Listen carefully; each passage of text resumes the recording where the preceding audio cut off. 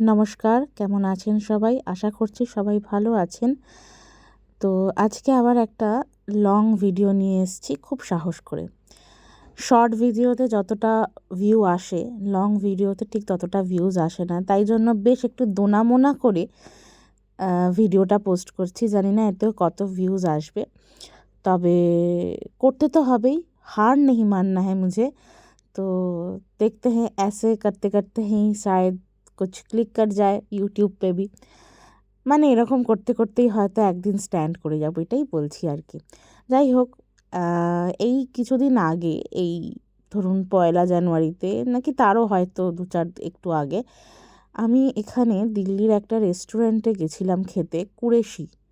আপনারা হয়তো অনেকেই নাম শুনেছেন, এবং যারা দিল্লিতে থাকেন আর কি, সেখানে একটা ডিশ খেয়েছিলাম, সেটা হচ্ছে কড়াই চিকেন। কড়াই চিকেন আমি আরও অনেক জায়গায় খেয়েছি, কিন্তু কুরেশির কড়াই চিকেন আমার ভীষণ পছন্দ হয়েছিল। তো ভাবলাম বাড়িতে একবার ট্রাই করে দেখি। তো মোটামুটি ইউটিউব ঘেঁটে অনেকগুলো রেসিপি দেখার পর অতনুর রান্নাঘর, সবাই চেনেন, একদম চেনা পরিচিত নাম, সেখানে আমি ধাবা স্টাইল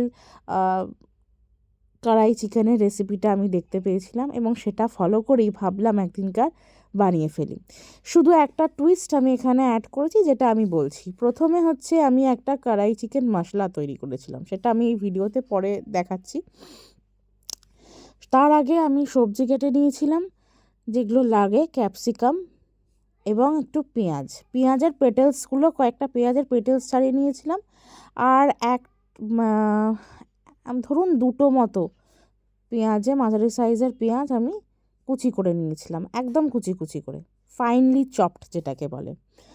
তারপর সেগুলোকে রেডি করে নিয়ে আমি একটা মশলা তৈরি করেছিলাম, যার মধ্যে 2 চামচ ধনে, 1 চামচ মৌরি, 1 চামচ জিরে, কিছু গোটা গরম মশলা যেমন গোলমরিচ, তার সাথে দারচিনি, এলাচ, আর তার সঙ্গে অতনু রান্নাঘরে দেখিয়েছিল স্টার অ্যানিস যোগ করেছিল, যেটা আমার কাছে ছিল না।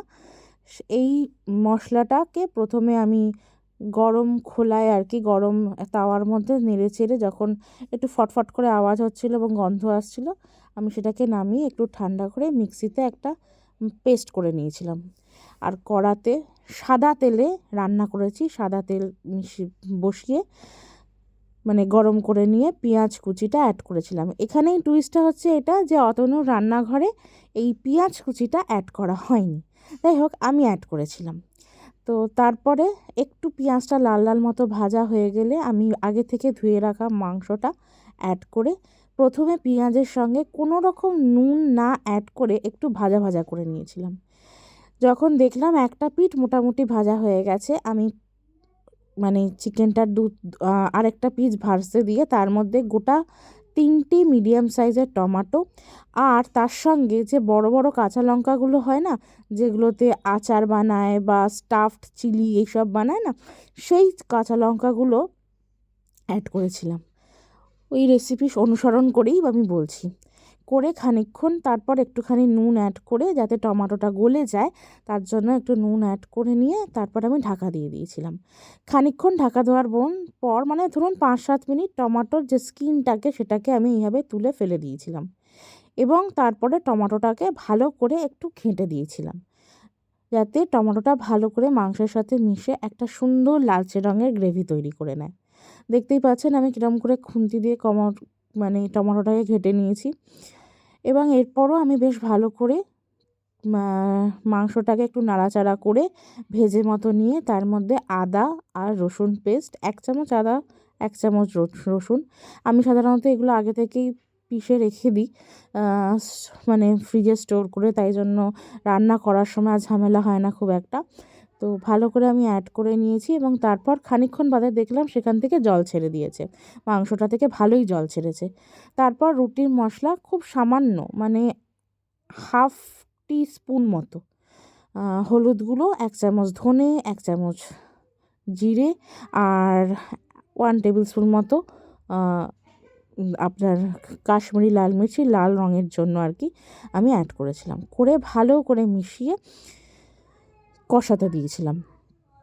খুব ভালো করে মাংসটাকে আমি কষিয়েছি, দেখতেই পাচ্ছেন কষিয়ে কেমন তেল ছেড়ে দিয়েছে। এই জায়গাটা একটু ভুল হয়ে গেছে, যে জায়গায় আমি ক্যামেরাটা স্ট্যান্ড করেছিলাম খেয়াল করিনি যে হাতটা বারবার মানে খুন্তিটা দিয়ে যে কড়াটা ধরছিলাম সেটা বারবার আসছিল। এবং তারপরে লাস্টে ওই যে কেটে রাখা পেঁয়াজের পেটেলসগুলো আর ক্যাপসিকামগুলো আমি ভালো করে অ্যাড করে নিয়েছিলাম।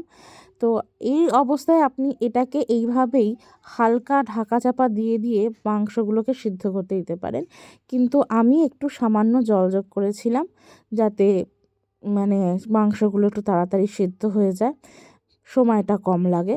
তো তারপর আমি আমার স্বাদ মতো নুন মিষ্টি অ্যাড করেছি। আপনারা মানে মিষ্টি মানে চিনিটা খুব সামান্য, জাস্ট টু ব্যালেন্স, ব্যাস এইটুকুই। তারপর ভালো করে নাড়াচাড়া করে নিয়ে আমি মোটামুটি আরও বেশ ভালোক্ষণ করে কষিয়েছিলাম যাতে ভালো তেলটা ছেড়ে আসে।